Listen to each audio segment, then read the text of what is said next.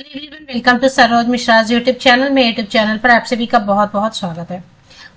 7 दिसंबर 2024 7 दिसंबर 2024 को बिल्कुल fresh notification release हुई है। गवर्नमेंट कॉलेज से, सरकारी कॉलेज से सहायक आचार्य या असिस्टेंट प्रोफेसर वैकेंसीज हैं। टोटल 12 सब्जेक्ट्स हैं, 12 विषयों में वैकेंसीज हैं। परमानेंट पोस्ट है, स्थायी नौकरी है।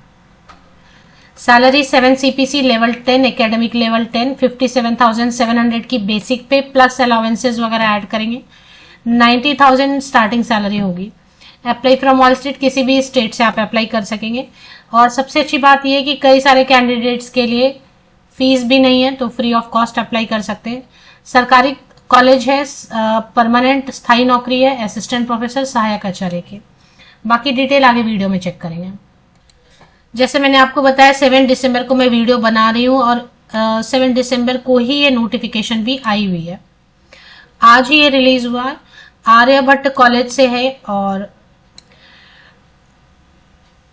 लास्ट डेट है 27 दिसंबर, 27 दिसंबर। उसके पहले ये अप्लाई कर देना। 7 CPC देंगे, पे लेवल 10, 7 CPC, असिस्टेंट प्रोफेसर।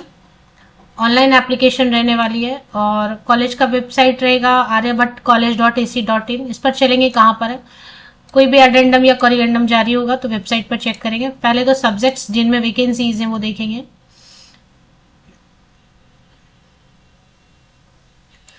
जब आप अप्लाई करते हैं तो कैटेगरी जरूर चेक करें, क्योंकि अगर कैटेगरी रिजर्व कैटेगरी से हैं आप तो यूआर में जाके आप अप्लाई कर सकते हैं, कोई प्रॉब्लम नहीं है। लेकिन जैसे आपका नेट वगैरह होता है ना, आपने किसी रिजर्व कैटेगरी से नेट क्वालिफाई किया तो यूआर में आप अप्लाई नहीं कर पाएंगे।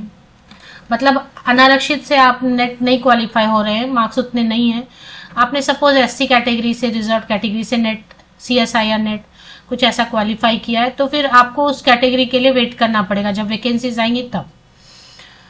और अगर मार्क्स अच्छे खासे हैं, आपके यूआर के लायक है, तब तो आप अप्लाई कर पाएंगे। तो कैटेगरी जरूर चेक करें, क्योंकि नेट तो चाहिए या फिर CSI या नेट साइंस सब्जेक्ट है। तो सब्जेक्ट यही है: business economics, commerce, economics, English, EVS, Hindi, history, management studies, maths, music, political science and psychology.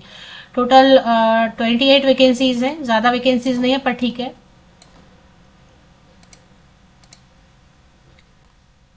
Aryabhata college Delhi विश्वविद्यालय, Aryabhatta college university of Delhi के अंतर्गत आता है। देखिए, university of Delhi is a central university, तो सेंट्रल यूनिवर्सिटी की फंडिंग MHRD, UGC और सेंट्रल गवर्नमेंट करती है। तो जब भी परमानेंट पोस्ट आते हैं तो वो गवर्नमेंट जॉब की तरह है। अब इसके अंतर्गत जितने भी एफिलिएटेड कॉलेजेस हैं, तो ये उनमें से एक है आर्यभट्ट महाविद्यालय, जो कि गवर्नमेंट कॉलेज है, सरकारी कॉलेज है। इसके अंदर एफिलिएटेड भी है और सरकारी भी है। अभी लास्ट डेट 27 दिसंबर है, उसके पहले ही अप्लाई कर दें लास्ट डेट की, या फिर एम्प्लॉयमेंट न्यूज में अगर बहुत बाद में पब्लिश हुआ तो और भी टाइम दे सकते हैं। लास्ट डेट एक्सटेंड भी होती रहती है, बट उसका वेट नहीं करना चाहिए। अगर आपको लग रहा है आपके कैटेगरी में है या आप अप्लाई करने के लिए एलिजिबल हैं तो अप्लाई कर सकते हैं। No application fee will be charge from applicants from SC, ST, PWD and all female candidate. Female candidate किसी भी कैटेगरी की है, कोई फीस नहीं लगेगी। SC, ST and PWD category के कैंडिडेट्स को भी कोई फीस नहीं लगेगी। तो फीस किनको लगेगी? जो मेल कैंडिडेट है, पुरुष अभ्यर्थी है, जनरल, OBC, EWS कैटेगरी के, उनको फीस लगेगी 500 रुपीज। अब अगर आप सोचते हैं कि अगर सिलेक्शन नहीं हुई, शॉर्टलिस्टिंग नहीं हुई, तो क्या फी रिफंड हो जाएगा? जब मैंने अपनी पहली वीडियो बनाई थी असिस्टेंट प्रोफेसर की, तो एक कमेंट आया था, फीस रिफंड हो जाएगी क्या? फीस कभी रिफंड नहीं होती है। हाँ, कुछ ऐसे गवर्नमेंट ऑर्गेनाइजेशन में लिखते हैं कि फी रिफंड करेंगे, तब वो करते हैं, बहुत कम, रेयर। तो चलिए अभी इसमें जो क्वालिफिकेशन है वो चेक करेंगे।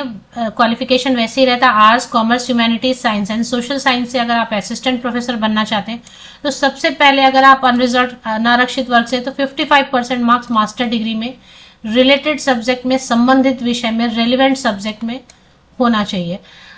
और उसके बाद अगर साइंस सब्जेक्ट है तो CSI या नेट होगा, नहीं तो UGC नेट होगा। कुछ सब्जेक्ट में नेट या CSI या नेट दोनों ही नहीं होते एग्जाम कंडक्ट, तो फिर ठीक है, वैसे में मास्टर डिग्री भी चलेगा।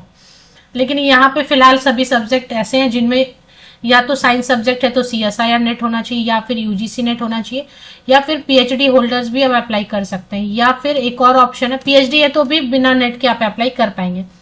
अब एक और कंडीशन अभी इंट्रोड्यूस किया काफी वक्त से कि अगर टॉप 500 वर्ल्ड यूनिवर्सिटी रैंकिंग में आने वाले किसी भी फॉरेन इंस्टीट्यूशन या यूनिवर्सिटी से भी आपने PhD कर रखी है तो भी आप बिना नेट के, बिना CSIR नेट के अप्लाई कर सकते हैं। मैनेजमेंट का सब्जेक्ट है तो लगभग वही है, फिर चेक कर सकते हैं आप। एज क्राइटेरिया तो ऐसा कुछ बताते नहीं है, एज का ऐसा कुछ नहीं है, इन्होंने क्लियर नहीं किया। तो जो भी एज है, आप अगर क्वालिफिकेशन मीट हो रही है तो आप अप्लाई करें। कहीं कहीं पे एज रखते हैं, कहीं नहीं भी रखते हैं। 5% की रिलैक्सेशन, जो 55% का कंडीशन है वो 5% रिलैक्स कर देंगे। किनके लिए? जो SC/ST कैंडिडेट है, OBC non creamy layer candidates के लिए सिर्फ, एंड PWD कैंडिडेट, मतलब ऑल OBC कैंडिडेट्स के लिए नहीं। एज क्राइटेरिया कुछ मेंशन नहीं किया है, तो इसलिए जो भी एज है अप्लाई करना चाहे तो कर सकते हैं। सिलेक्शन क्राइटेरिया क्या रहता है इसमें? कोई भी मतलब एग्जाम नहीं होता है, शॉर्टलिस्टिंग होगी। एकेडमिक परफॉर्मेंस इंडिकेटर API के बेसिस पे शॉर्टलिस्टिंग करेंगे और इंटरव्यू के लिए आपको बुला लेंगे। तो इंटरव्यू के लिए अगर बुलाते हैं तो इंटरव्यू अच्छा चला गया तो फिर सिलेक्शन हो जाती है। अभी फिलहाल जो ये चल रहा है ना, इसमें चेंजेस लाने की बात हो रही है। UGC कुछ रूल्स बना रही है, चेंज करेगी।